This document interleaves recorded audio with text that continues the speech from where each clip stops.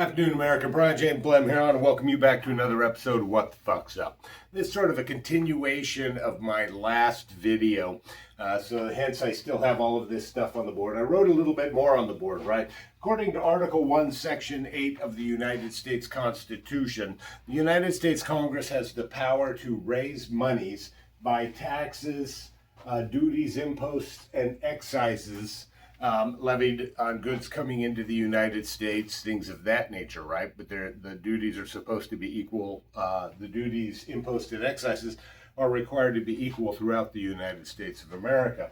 And so that's how, prior to 1913, the United States federal government raised much of its money. In 1913, the addition of the 16th Amendment, of course, gave them the power to go directly to you, the people, to seize your money before you even got your paycheck. And that's what's taken place during the 20th century as America ramps up for this century-long engagement in war and conflict that has resulted in your sons, daughters, well, many of you, your grandparents being killed in wars that should never have even been fought. But hence is the power of the military-industrial complex and the national security state, and their penchant for war because it gives them power and control over you, the American people.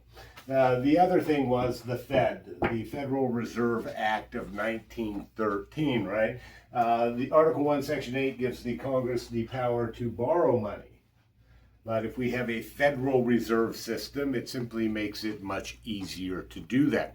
And so you have these two things take place in 1913 that fundamentally transform the United States of America.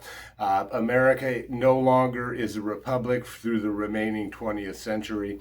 It becomes an empire, very much like what happened to Rome. The Roman Republic became an empire, and then it, of course, crumbled and disintegrated. And so the question is, how do we get back to our Republican roots rather than this empirical footing on which the United States currently stands, in which, by the way, in both the Holy Roman Republic and the United States of America, the national security state, the military elite, the government itself, has a substantial amount of power over you, the people, when the Constitution is about giving you freedom, as much freedom as can possibly exist.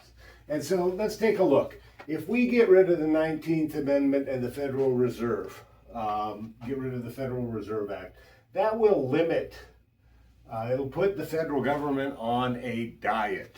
This bloated pig needs a diet, and it needs a diet very badly. And the end result of that, however, will have multiple impacts throughout the United States and, of course, throughout the world. The United States federal government will no longer be able to afford its bellicose nature without conferring with the states and without having some ability to raise money that can be more readily blocked by people who are opposed to war and engaging in all of these international conflicts. And by the way, making all of these people rich, right? Halliburton, all these other companies that make billions and trillions of dollars of your hard-earned sweat and tears. But not only that, the hard-earned sweat and tears of your great-great-grandchildren, because of the amount of debt the United States federal government incurs to keep this war machine rolling. It's time to stop, folks. It's time to go back to our Republican tradition and roots. Another huge advantage, though, to ending the war machine is it sends the power back to the states, where we, the people, then can be free to debate how we spend our money, right? Here's the way it works right now. The federal government reaches down here, seizes your money, sends it back up to the federal government, right? And then the federal government distributes that money to states and to local governments and essentially tells it how to spend it. The federal government takes the lion's share of the available tax revenue for government services out of the market, right? The tax rates at the federal level of government are so high that states can't afford to have significantly high tax rates, because then their people would have absolutely nothing, right?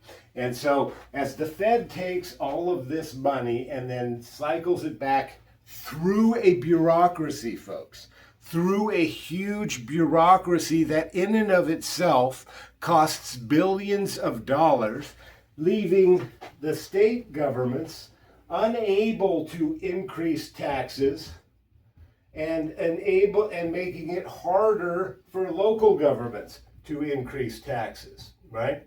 And so by returning this money, by getting rid of this bureaucratic middleman, getting rid of it altogether, and eliminating the income tax, our local governments, with our participation, because this is where we live, we can talk to our state government. Let's have this debate in the state legislature about what Arizona, Alaska, Delaware, Connecticut state income tax should be, right?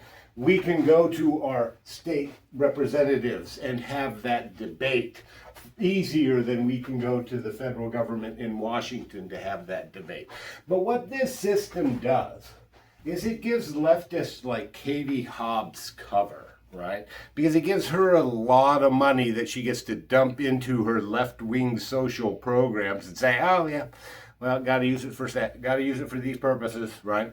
If that money were retained in the United States, we at the local level and we at the state level would be more readily able to debate what Arizona, Alaska, social services should look like, how much we should apportion to different functions like education, transportation. We cannot do that as effectively as a citizenry right now because of this system that steals billions of dollars as it takes money from the top while it's distributing the funds throughout the states and local governments.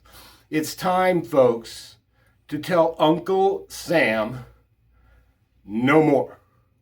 Peace out.